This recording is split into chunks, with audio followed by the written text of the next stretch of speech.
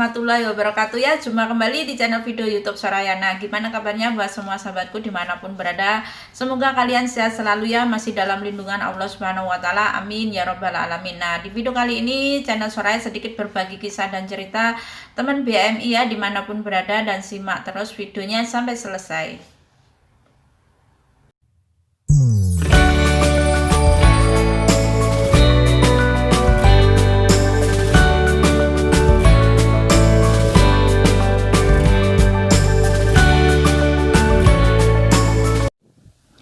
Di video kali ini kita ucapkan innalillahi wa innalillahi roji'un ya. Dalam sehari 24 jam ada kabar duka dari 3 pahlawan devisa yang ada di Taiwan ya. Semoga husnul khotimah.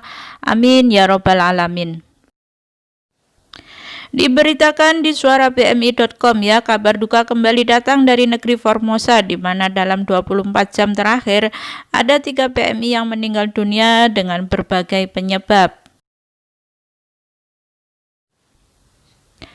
Pertama adalah MR, TKI asal Cirebon yang meninggal dunia kemarin akibat depresi dan mengakhiri hidupnya dengan cara gantung diri di depan kantor Balai Kota Taipei City. Dan yang kedua adalah Mbak Parti asal Purwodadi yang bekerja di Kaohsiung. Almarhumah diketahui alami sakit hingga meninggal dunia kemarin. Dan malam dini hari tadi, Mbak Rani TKW asal Ponorogo ya, setelah menjalani perawatan dinyatakan meninggal dunia. Rani dikabarkan tutup usia pada pukul 2.22 dini hari tadi.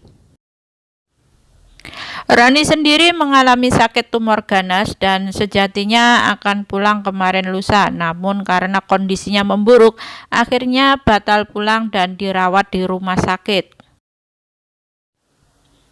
Keadaan tumor ganas yang diderita Rani sudah stadium 4 dan sudah menjalar ke paru-paru dan menyebar ke tulang rusuk, jelas dokter yang berasal dari Medan itu. Semua kasus ini sudah ditangani oleh KDII dan jenazah akan dipulangkan menunggu jadwal yang menyusul. Segenap redaksi Suara BMI mengucapkan turut berbela-sungkawa atas musibah ini dan semoga almarhum dan almarhumah diampuni dosa-dosanya oleh Allah dan keluarga yang ditinggalkan diberi ketabahan, kesabaran, dan keikhlasan. La ilaha illallah, la ilaha illallah, la ilaha illallah, Muhammadur Rasulullah. Ya Allah, rasanya sedih banget teman-teman ketika kita mendengar kabar duka ya, teman-teman seperjuangan dimanapun berada, yaitu pahlawan devisa ya.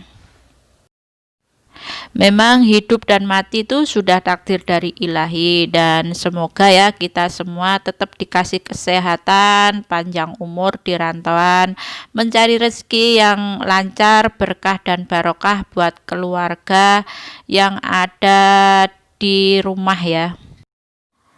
Dan kita cukup bisa mendoakan dari jauh saja. Semoga almarhum Mbak Rani dari Ponorogo, Mbak Parti dari Purwodadi, dan Mas MR ya dari Cirebon, semoga almarhum almarhumah amal ibadahnya diterima di sisi Allah dan dihapuskan segala dosa-dosanya, dan kita doakan semoga proses pemulangan jenazahnya lancar sampai kampung halaman. Amin. A'udzu billahi minasyaitonir rajim. Bismillahirrahmanirrahim. Allahumma ighfir lahu warhamhu wa'afihi wa'fu anhu wa akrim nuzulahu wa wasi' madkhalahu wa qasilhu bil mala'i wassalji wal baradi wan nakihi minal khotaya kama yunaqqa saubul abyadu minal dhannasi wa badhilhu daran khairan min dharihi wa ahlan khairan min ahlihi wa zawjan khairan min zawjihi wa dakhilhu jannata wa a'idhu min azabil khabri wa fitnatihi wa min azabin nar.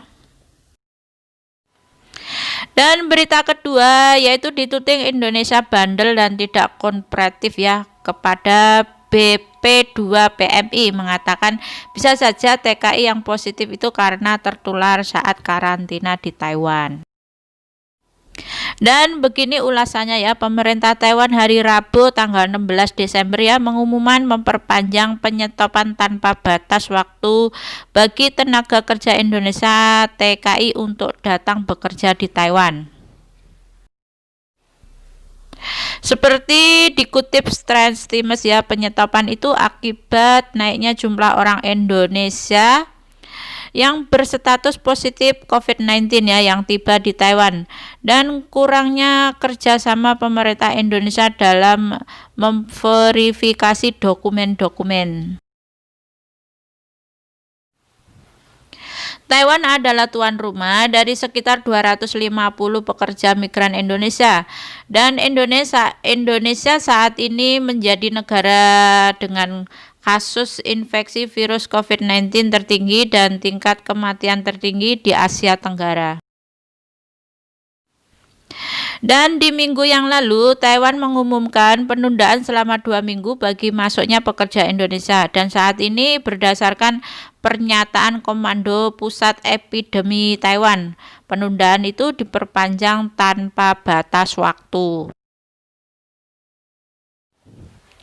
Pengumuman tersebut tidak memberi tanggal kapan penundaan akan berakhir dan kapan pekerja Indonesia dapat kembali ke Taiwan.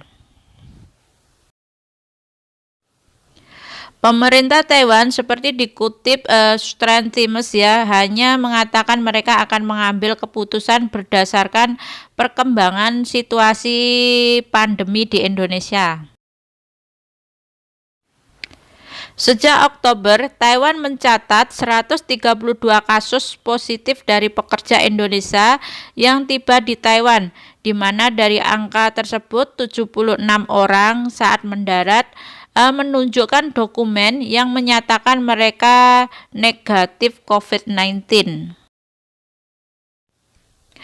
Menteri Kesehatan Taiwan, Chen Shih-chung ya, kepada wartawan mengatakan fakta itu merupakan risiko yang tidak bisa diterima Taiwan. Selain itu, Shih-chung mengucapkan bahwa pemerintah Indonesia tidak kooperatif. Per hari ini ya, pemerintahan Indonesia tidak bersedia untuk bekerja sama melakukan verifikasi dokumen. Jelas Chen ya, merujuk pada hasil tes COVID-19 sebelum kedatangan ke Taiwan yang kini merupakan persyaratan mutlak bagi siapapun yang masuk ke Taiwan. Nah, beberapa orang Indonesia menjalani tes COVID-19 di Taiwan dan hasilnya positif terinfeksi. Melakukan hal tersebut di penghujung karantina 14 hari dan tidak semua menunjukkan gejala infeksi COVID-19.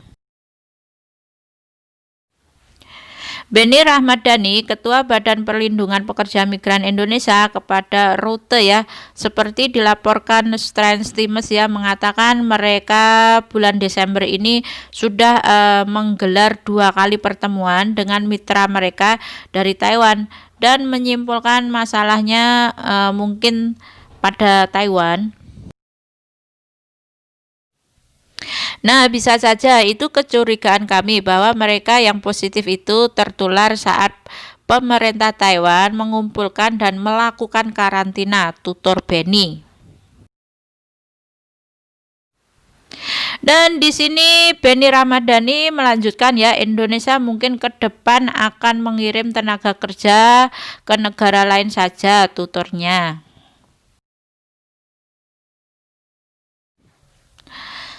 Taiwan selama ini berhasil mengendalikan pandemi dengan melakukan tindakan pencegahan awal yang efektif dan saat ini hanya memiliki 130 kasus penderita COVID-19 ya yang dirawat di rumah sakit. Nah, seperti itu saja ya berita aku hari ini dan kami akhirin video aku hari ini. Jangan lupa dukungannya like, comment, dan subscribe. See you next time. Wassalamualaikum warahmatullahi wabarakatuh.